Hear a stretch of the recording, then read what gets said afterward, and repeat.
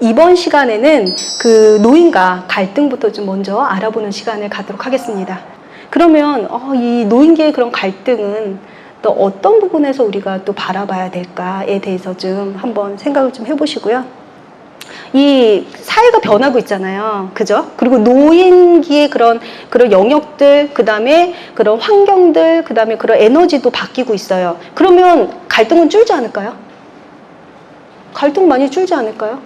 어떻게 생각하세요? 그거에 대해서는? 줄 것 같으세요? 안 줄 것 같아요.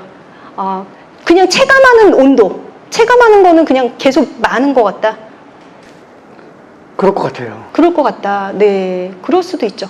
왜냐하면 그 노인 인구가 많아졌잖아요. 그러면 인원이 많다라고 하면은 부딪히는 그런 정도가 더 많은 거예요. 사람과 사람이 관계하는 정도가 많아지면 아까 얘기했잖아요. 각자의 주관적인 세계로 만나기 때문에 그런 다름은 있을 수밖에 없다. 따라서 이꼴 갈등이 더 많이 발생할 수밖에 없다라는 거예요. 보면은 이제 보통 노년기의 갈등하면 세대 갈등을 많이 얘기를 하세요. 그래서 좀 알아봤더니 세대 갈등을 어떻게 많이 느끼고 있나를 조사를 해봤습니다. 그랬더니 가정 내 세대 갈등이 심하다라고 느낀 게 전체 그 설문자 중에 59.2%가 가정 내 갈등 높다, 세대 갈등 높다라고 얘기를 했고요. 또 직장 및 사회인들도 여긴 더 높아요. 72.2%가 좀 심각하다, 매우 심각하다라고 설문을 얘기를 했습니다. 그러면 이런 갈등의 그런 원인들은 무엇이 있을까라고 또 물어봤을 때 어떤 게 있대요? 가정 내 세대 갈등에서는 어떤 게 문제라고 얘기를 하나요? 세대 간 이해와 존중이 부족하다라고 얘기를 하고 있습니다. 그러신 것 같아요? 우리 가정 한번 생각해 보세요. 우리 가정은 어떠신가요? 이렇게 눈을 지그시 감으시고 그런 것 같다라고 얘기를 하시는데요. 네, 뭐 그런 가정도 있고요. 또 아닌 가정도 있고, 갈등의 수준은 집집마다 다르니까요. 또 직장 및 그 사회 세대 갈등, 사회에서의 세대 갈등은 또 원인이 무엇인가라고 했을 때 세대 간 소통 기회가 부족해서 그렇다라고 얘기를 하고 있습니다. 저 아시는 분이 퇴직하시기 전에 직장에 좀 직책이 높으신 분이셨어요. 그런데 예전에 저한테 뭐라고 그러시면 우리 부서에 갈등이 너무 심해 라고 하는 거예요. 그래서 그런 중간 관리자와 그 밑에 그런 직원하고의 갈등이 심하다고 얘기를 하고 있어요. 그리고 또 그 중간 관리자를 그 직원들이 수평적인 그 동료들이 편짜기를 해서 1대 다수가 갈등이 있는 거예요. 그러니까 많이 힘들겠죠. 중간 관리자 많이 힘들겠죠. 그런데 이제 뭐가 또 계기가 돼서 서로 오해가 돼서 뭔가 부정으로 고발을 한 거예요. 결국에는 그분들이 퇴사를 하셨음에도 불구하고 법정까지 갔어요. 그 사소한 갈등으로 인해서 그 감정이 계속 쌓여서 결국에는 법정에 갔는데 그거에 대한 증인을 쓰러 그분이 가셨거든요. 근데 갔다 와서 뭐라 그러셨냐면 참나 둘이 지금은 관계가 좋아. 둘이 지금은 관계가 좋아졌는데 법정으로 가서 취소가 안 된대. 이러시는 거예요. 좀 안타까운 상황이죠. 감정이 굉장히 고조됐기 때문에 그걸 인지를 못 하시는 거예요. 그래서 갈등이 발생하면 감정이 고조되면은 이성은 마비된다. 그래서 이성적인 생각을 할 수가 없다라는 게 또 이제 핵심입니다.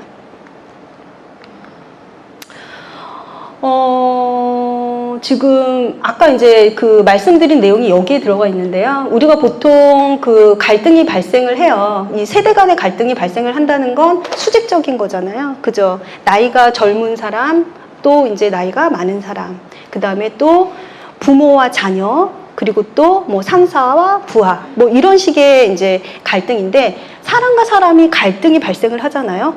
그러면은 가장 문제가 되는 게 뭔지 아세요? 갈등이 발생했을 때 가장 문제가 되는 거. 제가 키워드를 넣어놨어요. 사람하고 문제를 넣어놨어요. 그 갈등이 생기면 그 갈등의 행동을 잘못하고 탓하는 게 아니라 그 사람을 탓해요. 몹쓸 놈이야. 쟤는 싸가지가 없어. 쟤는 소통이 할 수가 없어. 그 사람에게 문제를 귀인합니다. 근데 우리는 어때요? 사람에게 귀인을 하면 갈등을 해결하기 위해서는 어떻게 해야 되나요? 그 사람을 제거해야 돼요. 그죠? 그 문제 행동의 그 원인적인 거를 귀인을 해야 그 문제를 수정할 수가 있어요. 아, 소통하는 방법이 잘못됐어. 그래서 우리가 소통 방법을 한번 바꿔볼까? 아니면 나에게 얘기하는 그 태도가 좀 내가 느끼기에는 좀 약간 좀 예의가 없다고 느껴져. 그 행동을 좀 바꿔볼까? 이런 식으로 접근을 해야 그 행동이 수정이 되고 갈등이 해결이 되는데 우리는 어때요? 그러지 않는다는 거죠. 그 사람에게 문제가 있다라고 생각을 하죠.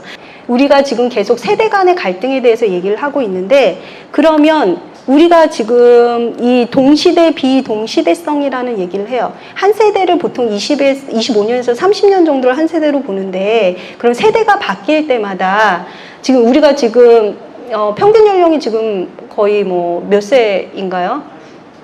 82. 그럼 82이면 몇 세대가 지금 같이 공존을 하고 있나요? 뭐 우리가 25살, 30살의 아이를 낳는다고 하면 30살 정도의 세대가 바뀌는 거잖아요. 그럼 몇 세대가 지금 공존을 하는 걸까요? 한 2세대, 3세대 정도가.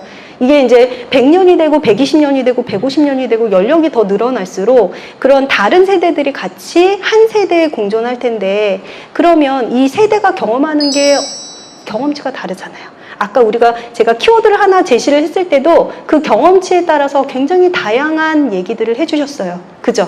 그럼 다양한 얘기뿐만 아니라 그 하나를 바라보는 관점이나 그걸 해석하는 것도 자기의 그런 주관적인 기준을 가지고 얘기를 한다는 거죠. 여기서 혹시 이새우깡 여기 지금 연도별로 새우깡이 있는데 이 연도별로 어느 게 익숙하신가요? 가장 처음 먹어본 새우깡의 봉지를 기억하시나요? 이게 1971년도에 출시됐다는데 저는 이쪽 세대거든요.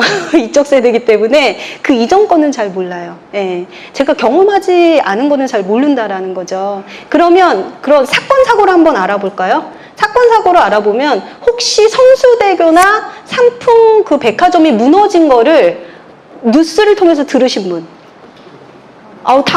들으신 세대잖아요. 그죠? 그럼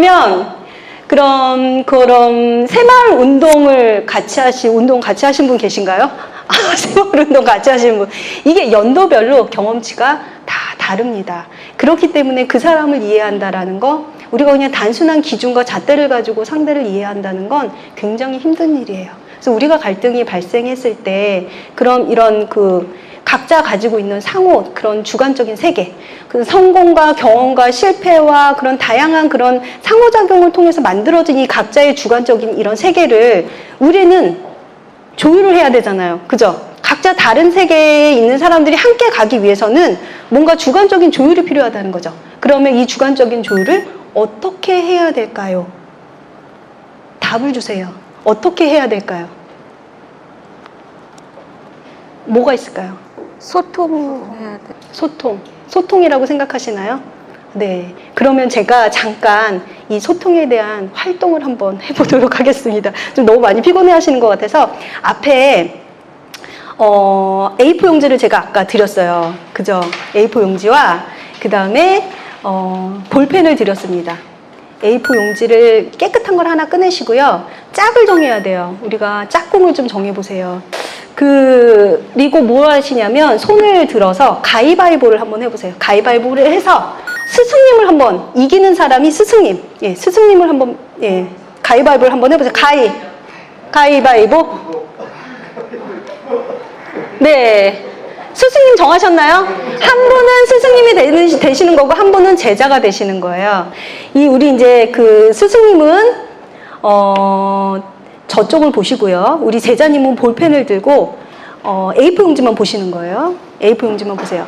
스승님만 보시고 제가 보여드리는 그림을 설명을 해주시는 거예요. 이거를 잠깐 말로 설명해서 그림을 그릴 수 있도록. 스승님은 제자님한테 설명을 해주시는 거예요. 본인이 그리는 게 아니라. 삼각형이 있어요. 삼각형. 바닥에 삼각형이 하나, 정삼각형이 아니라 꼭지가 2로 높은 삼각형. 큰 삼각형이 자그만한 삼각형. 겹쳐 있나요? 우리 제자님 한번 보시죠. 내가 그린 그림이, 내가 설명한 그림이 거의 뭐 100% 맞다. 싱크로율이 어느 정도 좀 높은 수준이다 라고 하시는 분 손 한번 들어보세요. 아니에요. 100% 아니에요. 한 70%? 70%? 70%? 네. 알겠습니다. 이번에는 스승님이 고개를 숙이시고 제자님이 이제 앞을 한번 봐주세요. 역할을 바꿔서 이걸 한번 설명을 해주세요. 우리 스승님만 들을 수 있게 귀에 소곤소곤 한번 얘기를 한번 해줘 보세요. 가로가 길어요. 직사각형이 있어요. 어떠세요? 설명을 들으니까 이해가 많이 되시나요? 오, 네, 잘 그리셨네요. 예, 우리 한번 보세요. 어떠세요? 잘 그리셨네요. 네.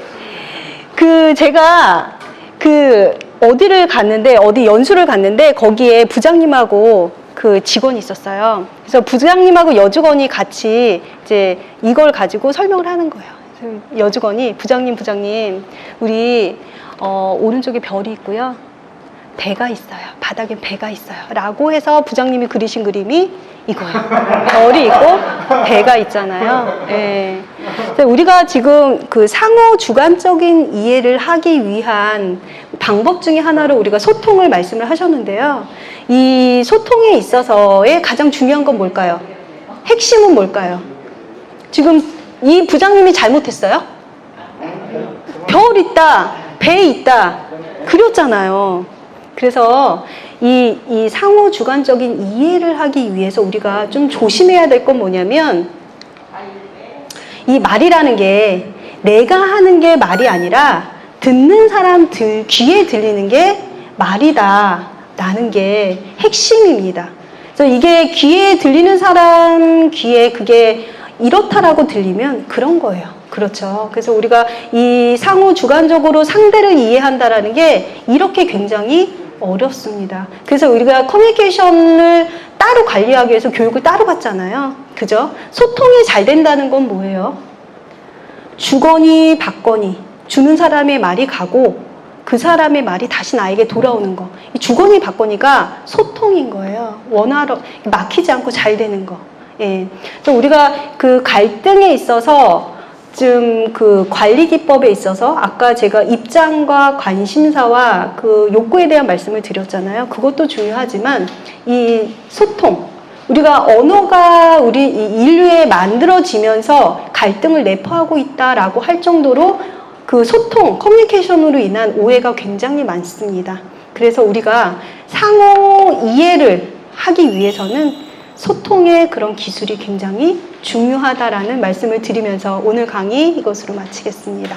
고생하셨습니다. 네.